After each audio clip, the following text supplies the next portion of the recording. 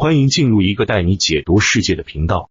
看到评论区不少人想听如何解读区域伙伴协议，今天这期就简单讲讲。这个频道主要以科普的方式说出我对事情的理解，希望提供一个分析问题的角度。我尽量平和中肯，但也会有三观冲突者觉得刺耳，完全可以随时关闭。这种话题必然离不开经济和政治两方面，这也是我们今天的重点。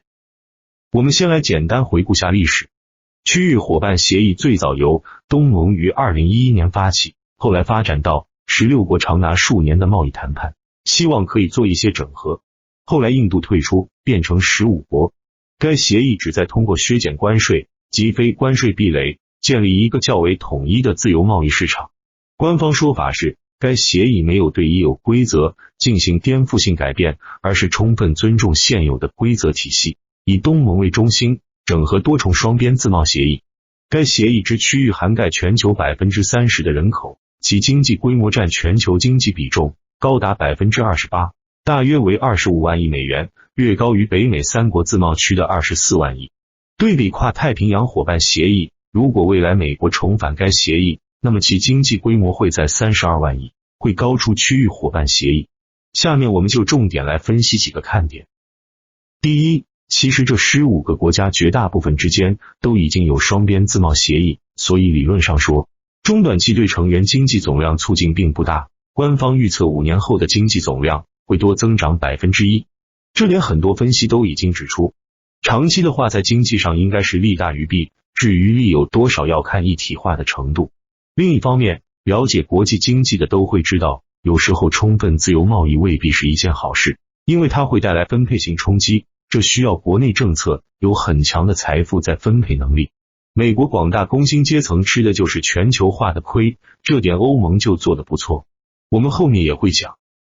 官方的说法是用该协议来对冲跨太平洋伙伴协议，比如越南、马来在跨太平洋协议里，他们出口北美就有优势，就会虹吸中国的订单，也就是中国想通过扩大市场来弥补供应链和贸易转移的损失。那么多边协议比双边协议好在哪里呢？简单说，多边协议对比双边协议的好处在于原产地认定，比如双边协议规定加工过程包括材料必须都在对方一国才可以免关税，而多边协议则可以分散在协议内多国。不过这样也会带来供应链放心出走寻找成本洼地，这对防止产业链外移显然不利。例如，如果电子纺织等供应链放心转移到东南亚，自然会伤害就业和出口。第二，这个协议相对于跨太平洋伙伴协议是一个比较松散的架构，比如允许成员国免除某些货物的关税削减，以保护当地有需要的行业。区域内的很多国家都是有名的贸易保护国，在国际上名声一直不好，这包括中国、日本和东南亚的一系列国家。圈内可以说是鱼龙混杂，有发达国家也有非常落后国家。哈佛大学著名的经济学家罗德克当时就发推说，这个协议根本谈不上自由贸易协议，大意是离真正的自由贸易标准还差得很远。此外，中国对该协议的其他国家的贸易逆差达到1400亿美元，相比较中国每年对美顺差高达4000亿美元。该协议中的韩日澳对华都是大量顺差，这也是他们在当前国际环境下并没抵触签署的原因。在美国没行动之前，有钱赚当然最好。所以总的来说，在经济层面，无论是防止产业链出走，还是中短期扩大市场，还是对其他国家的迁移逆差，对中国都没有很大的利好。那么中国为什么还要签署这个协议呢？中国看重的是地缘政治层面，我们后面会讲。第三，我们来看看这个协议的水平。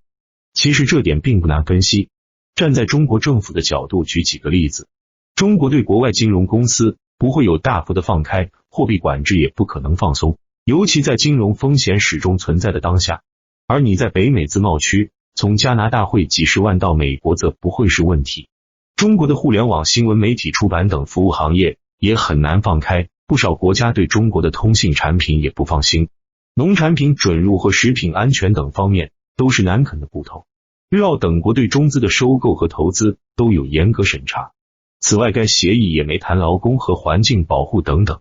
这些年来，中国的血汗工厂和环保刚有好转，如果让缅甸、柬埔寨、老挝等低人权、低环保给拖累，会导致本已弱势的中国劳工又面临不公平竞争，这些方面你都得考虑，当然未来都有可提升的空间。第四，作为区域重要的邻国，为什么印度、巴基斯坦不加入这个协议？巴基斯坦就不用多说，自己本身没什么出口能力，在最近这些年，巴基斯坦对华出口反而不断减少。至于印度，主要有3点原因。第一，印度擅长的服务业在这个较低水平的协议里很难满足。第二，印度已经实施了若干年的分阶段制造计划，也就是分批给不同的商品征收关税，以逼迫厂商来印度设厂，这也是当年中国的策略。近几年这个策略初见成效，印度也因此成为世界第2大智能手机生产国，而加入协议则意味着放弃这个计划，印度显然不乐意看到。第三，印度经过边境纠纷后，感受到来自东北方的威胁值飙升，代表动作就是下架了上百个应用，封杀华为、抖音。而印度真正想的是对接欧美日的市场，也就是出口欧美。要知道印度自己的产品在制造业扎堆的东亚、东南亚根本没有优势，但对欧美日则可以互补。假以时日，印度也希望抢占中国出口欧美的份额。第5点比较重要，即该协议对于中国经济的影响。中国当前的经济主要问题在哪？我在内卷化和地方财政的视频里也讲了很多。第一个经济问题是消费，内卷化的视频里对消费有详细的分析。在投资出口政府开支全部放缓的同时，消费比重如此之低，也是内卷化和经济难以提振的主因。第二个经济问题是财政，财政包括财政赤字和债务。2019年的各省财政几乎都是赤字，2020年因为疫情更加恶化。最新数据显示，中国的总债务已经达到经济总量的 320%。更为严重的是，从明年开始，每年3000万的60人口开始加入退休大军，这种情况将持续10年，直到70年代计划生育，这将严重拖累财政。要知道，今年新出生人口也才1000万出头，而60年代总人口5亿，每年就有3000万。第三个经济问题是贫富结构，这里要再次声明，贫富结构和贫富差距不能划等号，不是简单的最高收入和最低收入的差距，而是中间庞大的群体处在什么位置。这张著名的图钉结构正是直接导致消费比重过低、经济放缓的罪魁祸首。这归根到底是财富再分配的政策不代表民意所致，政策制定层、立法层都是体制内精英，并无中低层或代表9亿劳工的左派声音。此外，中国的税收并不低，尤其是对企业而言。然而财政收入却年复一年过多的用在基建等项目，过少的用在社会保障，如教育、医疗、养老等再分配项目。这也解释了为什么欧美大街小巷普遍老旧，而中国大江南北光鲜亮丽。中国工资被人为压低以及房价的绑架，也导致了贫富结构再次恶化。而东南亚有不少的制造业后发国家，如越南、泰国、马来、印尼等，人口7亿。从贸易理论角度来说，该协议会刺激大量中低端的制造业流出，就如同当年欧美制造业流入中国一样，长期会如同欧美一样出现中低端制造业空心化，导致大量工人失业，对解决贫富差距并不是好事。中国当前确实是想保住中低端制造业岗位，但为了地缘政治也只好做点牺牲。长期下去，周边国家对华的经济捆绑也会加深，这对中国的地缘政治显然有好处，对政权的稳定也有好处。最后我们来谈谈地缘政治或者国际局势，很多人想听这个方面的分析。刚刚我们说过，其实这个协议的政治象征意义比经济大得多。自从贸易战和疫情爆发以来，中国最担心的就是贸易被孤立。疫情期间很多国家都提出了要重组供应链，所以这个行为实质上是中国做的一个抢占性或者说是预防性的措施。澳大利亚、日本签完几天后就签署了双边防卫协议，这体现了周边国家虽然不排斥经济合作，但依然比较提防，尤其是在安全领域，他们和中国几乎没有任何交集。提防性始终存在，这是该协议很难发展成北美或欧盟自贸区的最大原因。有朋友留言问这类问题该如何解决？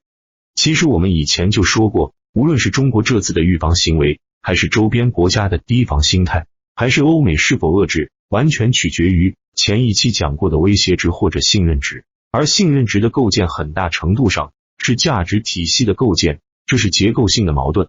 从理论的角度说，习在全国奉行的政治高压政策都在不断的构建别人对当下中国形象的认知。美国也一样，这些年美国过度用武、两极分化和这次大选的闹剧，即使还有自由、法治、民主这些元素撑着，其形象也离所谓灯塔日行渐远。这就好比你的邻居变得常常家暴，就会重构你对邻居的认知。这也是国际关系三大理论之一的构建主义的精髓。我们假设习没有废除连任限制，没有重回一言堂，没有变本加厉的加强审查和高压政治，相反他鼓励中国社会更加公平、更加法治、更加开放，官员人大代表议事问政电视直播，习和各官员带头上微博语音沟通，让政府运行更透明，根本都不用去搞什么西式民主，周边国家就会重构对你的认知，信任值就会飙升，也就不需要对你提防。未来区域内一体化成北美甚至欧盟的程度都不成问题。其实就算欧美很多人全面转英，仍有少部分人想着延续当年的拥抱熊猫政策。我们再来说说未来几年的中美关系。以现在欧美对习的信任度，拜登最后上台另组贸易圈子也是大概率事件，何况还有这个协议的刺激。拜登最近已经收回上台就取消关税的承诺，也提名了一名华裔贸易鹰派作为贸易代表。最近参议员卢比奥已经放出话警告，不能再像过去那样对中国做无差别的自由贸易，而参议院掌握拜登内阁的人事任免和任何协议的否决权。另外，我在欧盟那期讲过，德国于2年前开始称中国为体制性竞争对手。近期欧盟也受到这个协议的刺激，呼吁加速区域一体化。出于美日印澳战略的考量，印度可能也会被拉进圈子，印度也是求之不得。所以如果出现欧美印的超大自贸区，就会重现两大阵营平行的局面，两种价值或制度的竞争在短期很难改变。总的来说，区域伙伴协议在中长期有利于经济和中国的地缘政治，但取决于深化程度、国内分配政策和中国自身信任值。未来大概率会重现两种政治文明的对抗。以上就是关于区域合作伙伴协议的讨论，欢迎大家点赞订阅，谢谢大家。